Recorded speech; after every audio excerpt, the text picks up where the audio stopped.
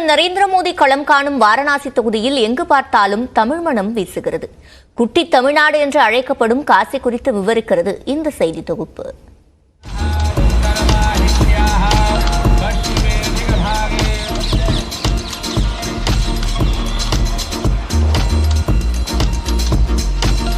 ஏழாவது மற்றும் இறுதிக்கட்ட மக்களவை தேர்தல் நடைபெறும் முக்கியமான தொகுதிகளில் ஒன்று வாரணாசி.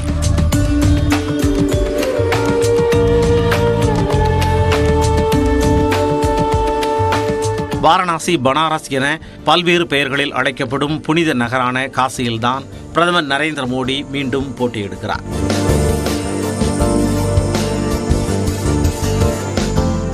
தமிழ்நாட்டின் ராமேஸ்வரத்திற்கும் உத்தரப்பிரதேசத்தின் வாரணாசிக்கும் நெருங்கிய தொடர்பு உள்ளது. காசிக்கு புனித யாத்திரை செல்ல நினைப்பவர்கள் முதலில் ராமேஸ்வரத்தில் அக்னி தீர்த்தத்தில் நீராட வேண்டும் என்ற ஐதீகம் உள்ளது. தமிழர்கள் அதிகம் வரக்கூடிய மற்றும் வசிக்கக்கூடிய பகுதியாக வாரணாசி காசி விஸ்வநாதர் ஆலய பகுதி திகழ்கிறது.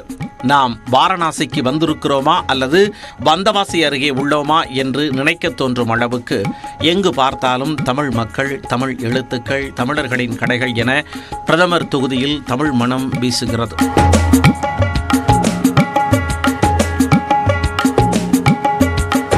தமிழ் நல்ல கஸ்டமர் இருக்கா घाट साइडले நல்ல வெரைட்டிஸ் बनारसी साड़ीஸ் சரி பர்ச்சேஸ் வாங்கின தமிழ் கஸ்டமர் இருக்கா. இது பல நூறு ஆண்டுகளுக்கு முன்பாகவே தமிழக மக்கள் இங்கு யாத்ரீகர்களாக வந்து சென்றதற்கான ஆவணங்கள் உள்ளன. புனித பயணமாக தமிழ்நாட்டில் இருந்து ஏராளமானோர் வருவதால் அவர்களை வணிக ரீதியாக ஈர்க்க அங்குள்ள வியாபாரிகள் தமிழ் கற்றுக்கொள்கின்றனர்.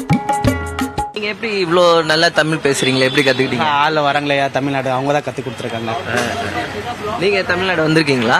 ஆமாம், நான் மாதத்தில் ஒரு வாட்டி கண்டிப்பாக போவேன்.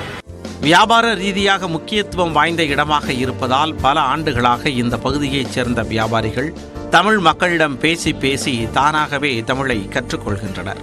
அதேபோன்று தமிழகத்தில் இருந்து இங்கு வரும் மக்கள் நல்ல வியாபாரம் இருப்பதால் வியாபாரத்தை தொடங்குகின்றனர். தமிழ் மக்கள் இருப்பாங்க சார், ஒரு 7 to 8% தமிழ் பீப்புள்ஸ் இருப்பாங்க. கோயில்களே இங்கே பார்க்கணும்னு நினச்சாலே குறைந்தபட்சம் ஒரு 30 நாள் இருக்கும். அவ்வளோ கோயில்கள், அவ்வளோ விசேஷங்கள், அவ்வளோ புனித ஸ்தலங்கள் எல்லாமே இங்கே இருக்குது.